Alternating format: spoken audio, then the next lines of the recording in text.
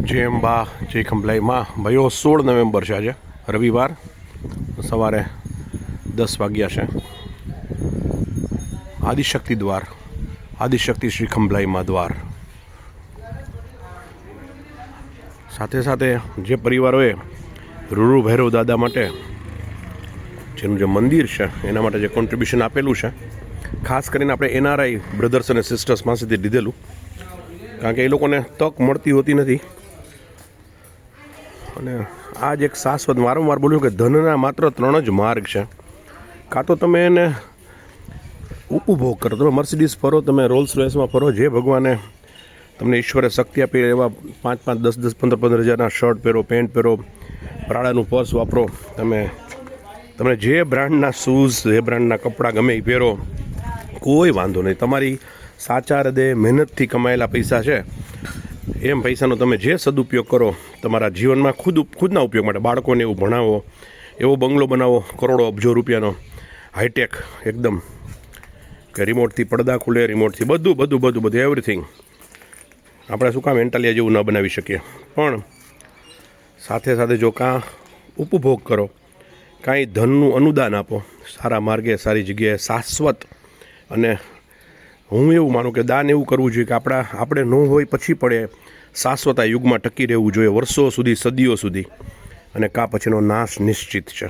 કાં તો ઉપભોગ કરો ધનનો, કાં તેનું દાન કરો, અને કાં તેનો નાશ. તમે કાંઈ નહીં કરો બેમાંથી કંઈ, તો નાશ તો નિશ્ચિત છે. તો રૂરુ ભૈરવ દાદાનું મંદિર લગભગ તો ઊભું થઈ ગયું છે, પણ હવે બાકીના જે શિખરના પથ્થરો છે એને હવે ક્રેન લાવેલા છે. અને ગણતરી એવી છે કે 30મી નવેમ્બર સુધીમાં કમ્પ્લીટ થઈ ગયા છે મંદિર. બાકીના થોડા ફેરફારો આપણે પ્રસંગ પછી કરશું. વિશ્વની બ્રહ્માંડની સૌથી મોટી રૂરુ ભૈરવ દાદાની પ્રતિમા. રૂરુ ભૈરવ દાદા 64 ભૈરવમાં બીજા નંબર ઉપર છે. અસિતાંગ ભૈરવ પહેલા નંબર ઉપર છે, અને બીજા નંબર ઉપર રૂરુ ભૈરવ દાદા છે.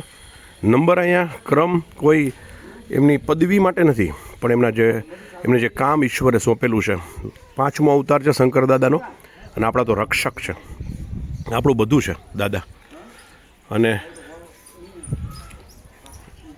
એક જ પરિવારે આપેલું અનુદાનથી બનેલી બ્રહ્માંડની એકમાત્ર કાળા પથ્થરની બનેલી અને સિંગલ પથ્થરમાંથી બનેલી બ્રહ્માંડની સૌથી મોટી પ્રતિમા.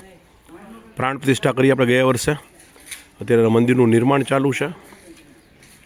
અને બીજું કામ હતું આપણું તળાવ પ્રાગટ્ય સ્થાને પ્રદક્ષિણા માર્ગ, એ તો ક્યારનોય પૂરો થઈ ગયો, આપને જ ખબર છે. અને આ કાર્ય સાથે આપણે જે એનઆરઆઈ બ્રધર્સ અને સિસ્ટર્સ જે સિલેક્ટેડ જે લોકોએ માતાની દયાથી લખાવેલું, તેમને નમ્ર વિનંતી પણ છે કે આપનું કાર્ય સંપૂર્ણ થવા જઈ રહ્યું છે. હવે ખૂબ સરસ કાળા પથ્થરો છે. આજુબાજુ આપણે પોલીકાર્બોનેટનો દરવાજો કરવાના છીએ, ને આજુબાજુમાં ગ્રીલ, દાદાને વેન્ટિલેશન રહે, નેચરલ સરાઉન્ડિંગમાં રહી શકે.